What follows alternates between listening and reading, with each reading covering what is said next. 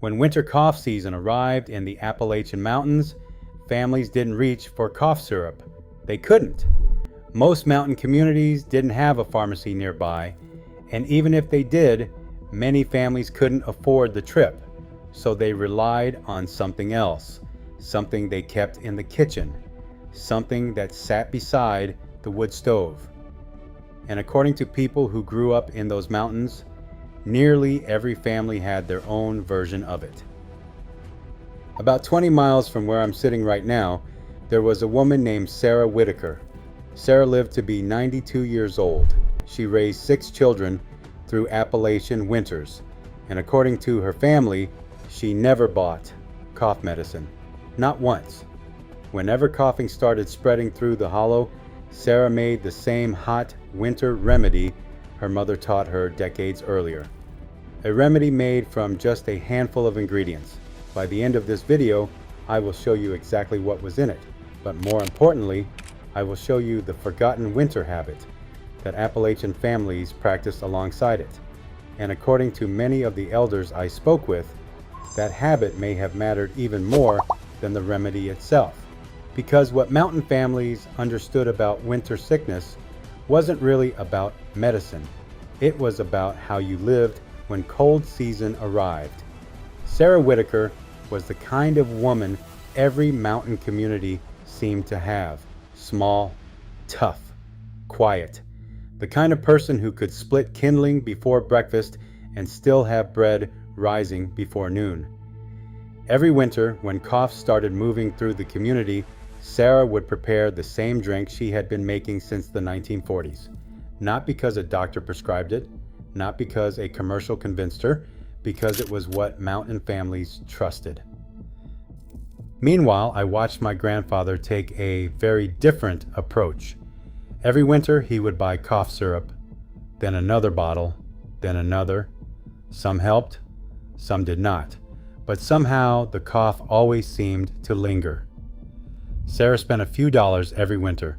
My grandfather spent thousands over his lifetime. That difference stuck with me, and it made me wonder what the mountain families knew that we had forgotten. Today, if you wake up with a cough, help is only a few minutes away. You drive to the store, you pick up medicine, you go home. Appalachian families didn't have that luxury. Many communities were isolated for weeks during winter. Roads disappeared under snow. Travel became difficult, sometimes impossible. If someone developed a cough, families had to rely on what they already had, and that's exactly what they did. Over generations, certain remedies survived, not because they were advertised, because families kept using them. The same way recipes survive, the same way traditions survive, the same way wisdom survives. And one particular remedy appeared again and again in stories throughout the mountains.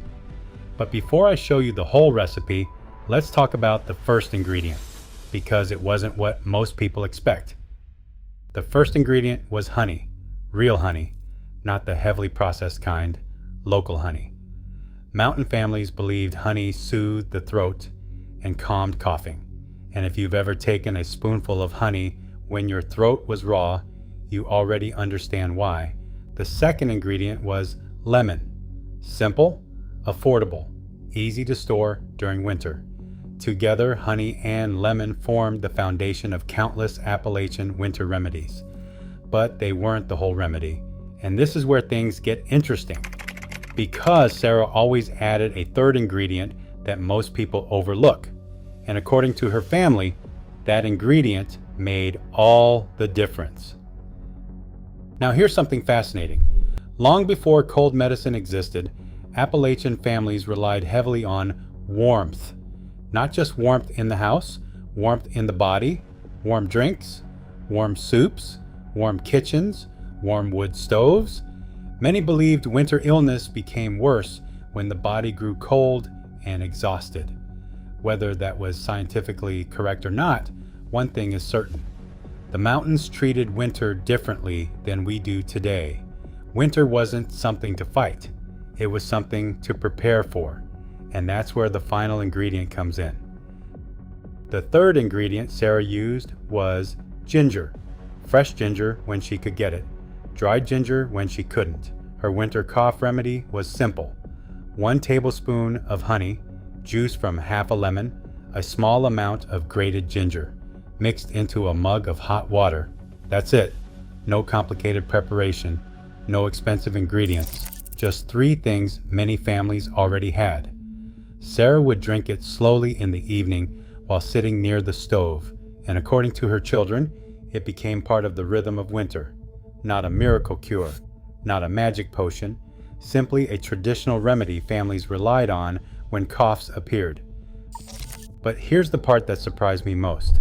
The drink wasn't the real secret.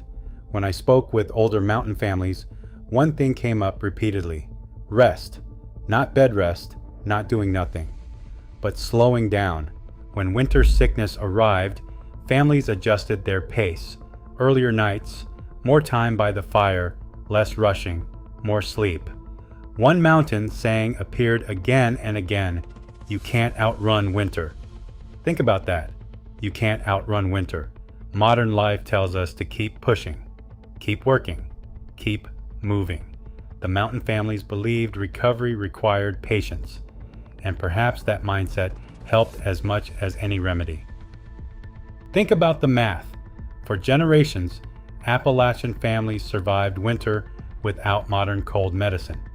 Not because they were tougher, not because they were luckier, because they relied on simple habits, simple ingredients, and a slower rhythm of life. Honey, lemon, ginger, warmth, rest. That was the system. So I want to ask you something. Did your grandparents have a winter cough remedy, a tea, a tonic, a family tradition? Tell me in the comments below. And if you enjoy forgotten Appalachian wisdom, mountain traditions, and old-fashioned remedies, subscribe to the channel. Next week, I'm going to share the Appalachian breakfast many mountain men ate before spending 10 hours outside in the cold. You will not want to miss that one.